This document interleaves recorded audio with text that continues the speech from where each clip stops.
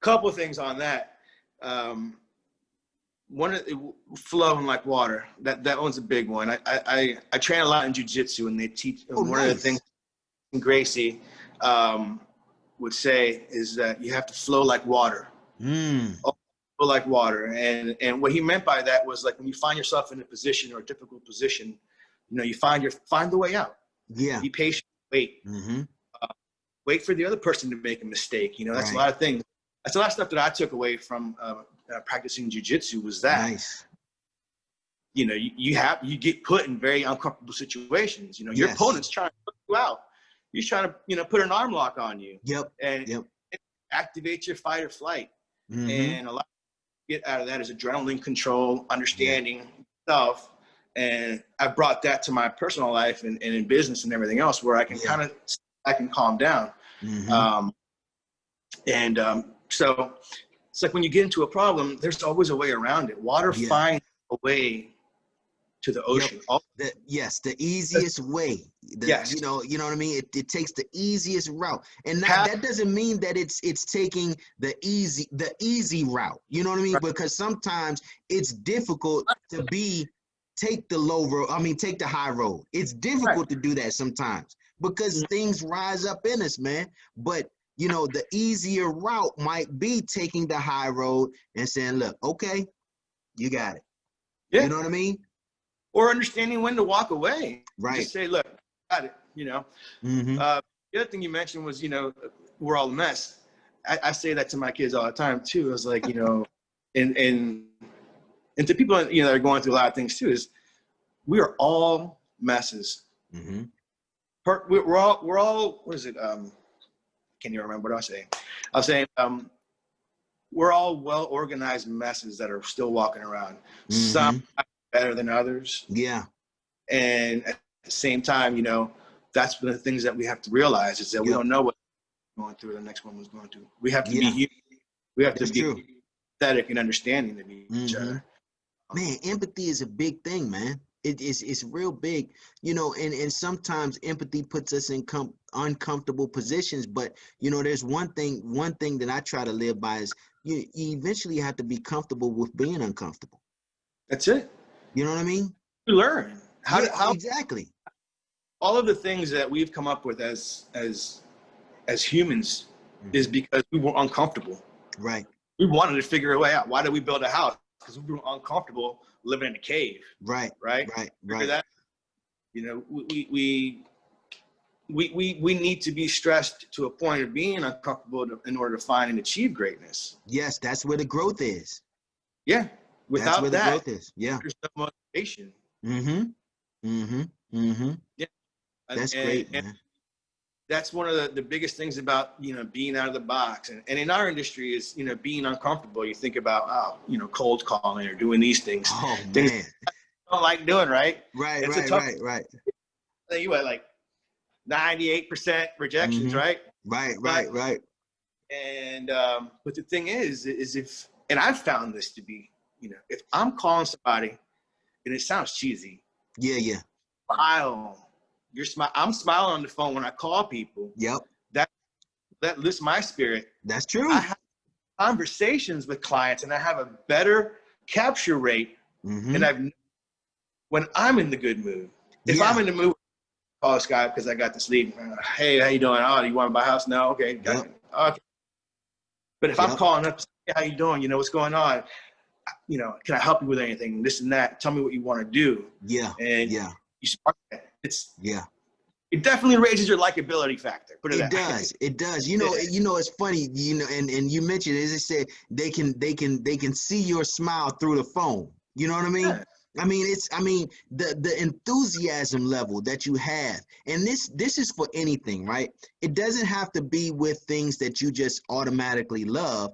It can be with things that it's hard to love, right? You have to develop an enthusiasm for it. You know what I mean? Because that enthusiasm will drive you through what the difficulty of it is. You know what I mean? I mean, and you mentioned about cold calling. I've come to love cold calling because I know cold calling it does so much for me, right? Number one, it gets me more rejection, right? because more rejection means that I'm finding my yes a lot faster, right? Number Yes. two, it gives me more understanding and how to deal with people. You know what I mean? They don't want to hear me on the phone. I'm calling somebody up. They spending time with their family. They don't want to hear me on the phone, or they at work. They don't want to hear me. They didn't ask for me to call them, right? I understand that. I'm just doing my job, right? But at the same time, I go into that phone call knowing that that person doesn't want to talk to me. You know what I mean? Well, that's knowledge, that's help, that's information. That helps me to be a better conversationalist on the phone, right? Well, when the person chews me out, I had a guy, look, man, I'll give you an example. I had a guy, I cold called a guy. He said, I gave him my, gave my spiel and everything. He said, look, do you see a for sale sign in my yard? I said, no, sir. He said, well, then I ain't selling my house. You know what I'm saying? And you can get that on the phone after you done heard a bunch of no's, and you finally got somebody on the phone, and you talking to them and everything, and they chew you out like that. And then what you gonna do? Well, sir, you have a wonderful day. Thank you for your time. You know what I mean? But I had to shift my mindset from taking that personally to being able to understand, look, put myself in his shoes. And I do this now, even when people, telemarketers call me. I'm not in the mood to talk to you. I done worked a long day. I don't want to talk to you, right? It's the same thing, But in order for us to do our jobs, I look at myself as I'm trying to find a person that needs my help right now or might need my help down the road. If you're not that person, then that's fine. We can part as friends. We don't have to talk to each other anymore. I just know that I made my phone call, the necessary phone call. I found out that you were not the person that needs my help. So therefore, we move on. Right. That's all we can do. We I think in our industry, we realize that we get good at it. We get good at understanding, at the rejection and everything else. So we understand.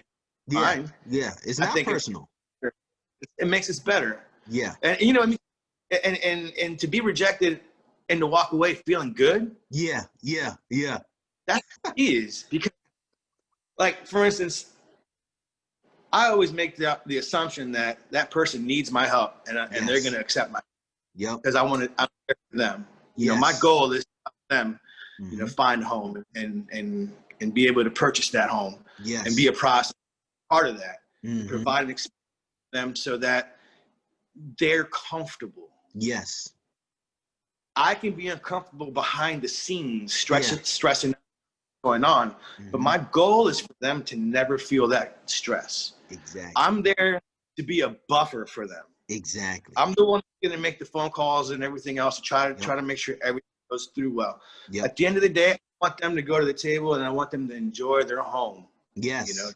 Yes. Because feeling to do that to somebody is, you're putting somebody in a home, not a house, home, a family be there. Kids are going to be raised, and that's the power of a home, of a loving home. Is immense. Look, you talked about the energy in a home right earlier, and just think, man, first time home buyer that could be newlyweds, whatever, but they've been working so hard, and you see this all the time. They've been working so hard for 2, 3, sometimes 5 years, trying to get their credit situation taken care of, trying to get themselves in a position where they can qualify for a home. Then once they qualify for a home, then we got to find the home. And guess what? Throughout that journey, they've been rejected. They've had put in bids, lost out on bids, put in multiple bids on homes, lost out on every single one. Then all of a sudden, it happens, right? Yeah. We get ratified. Boom, right? You got everybody being happy. Everybody's excited. And that's step one. We got to go through the home inspection, go through the appraisal, and eventually we finally get to the closing table. Yeah. And I always say, that's what does it for me, man. Yeah. After looking at that journey, the journey just doesn't just start when we start looking for homes. For that buyer, that journey started 5 years ago when they said they wanted to purchase a home and they couldn't qualify. Then they talk to you and me, and they get to a point where they eventually are able to qualify, and we eventually are able to find the home of their dreams, and we are eventually able to get to the closing table. And then once they sign on the dotted line, man, that's what does it for me. The smile and everything. I don't care how much I'm getting paid on it. I don't care about that. What I care about is seeing the smiles on my client's face, knowing that they've been working up to this point for 5 long years. You hear what I'm saying, JC? I mean, that's what does it for me, man. Our business and our industry builds people up. Oh my gosh. That's the thing that I love about it the most. Yes. Is we build people up.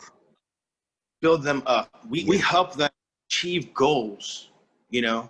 Mm-hmm. And talk about the person that's, you know, has got the perfect score, like you said, you know, that'll come in and it's like cutter deals, everybody says. No, I'm talking about, like you say, the person that comes in and you work with them and you see them, you follow up with them, and eventually they come back and they're able to purchase. I mean, those are the most rewarding ones where you look at yourself as part of that. Yep. You know? Yes. I was part of that. I was able to help get them. And many times, I'm gonna tell you this too, JC. Many times they've gone to other lenders or they've gone to other real estate agents and they've rejected them. No, I can't work with you. Yeah. You see what I'm saying?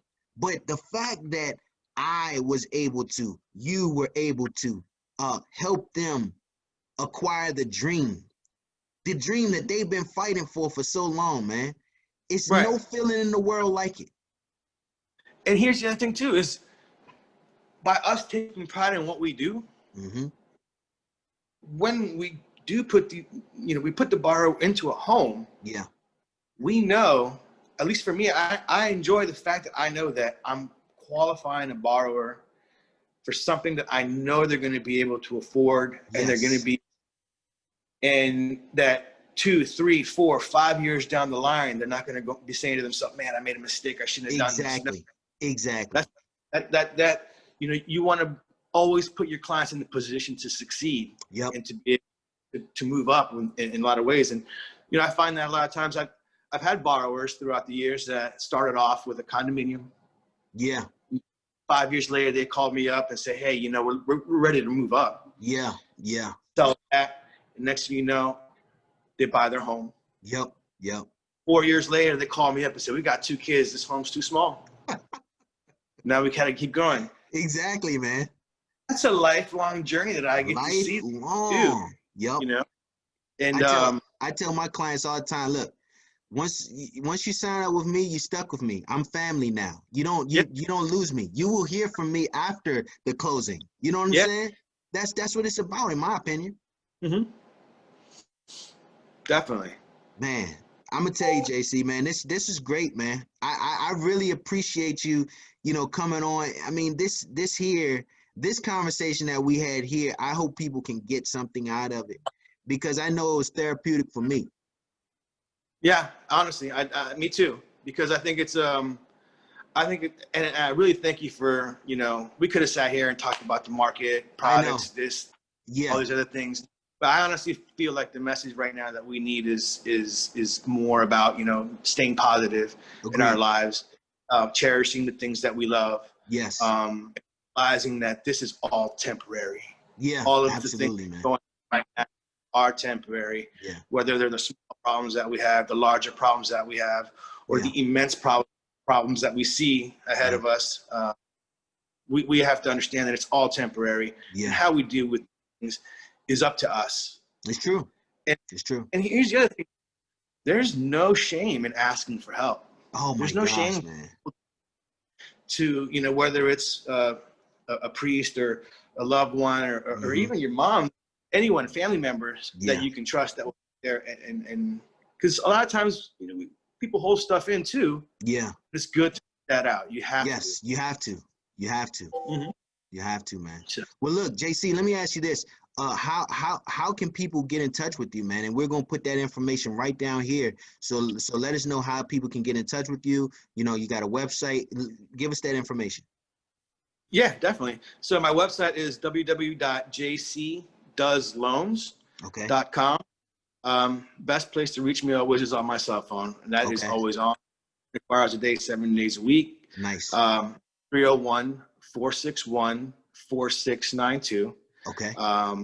I am available throughout the day, evening, afternoon, all weekend long. You know, I'm there to help the clients that need their assistance. So Nice. if you're calling Monday at 8 in the morning, I'm going Yeah. to be talking to you. I know that you got to put an offer in that day. Awesome. And yeah, so Well, awesome. but yeah, man, JC, I really appreciate this, brother, and hopefully we can do this again real soon, you know? Definitely. All right, awesome, awesome. Okay. All right, man. Well, look, take care, JC. You be safe, stay safe in this stuff that we're dealing with now. Yeah. And I'll talk to you soon, man. Stay safe and have that positive attitude. Keep that going. Absolutely, brother. Thank you, man.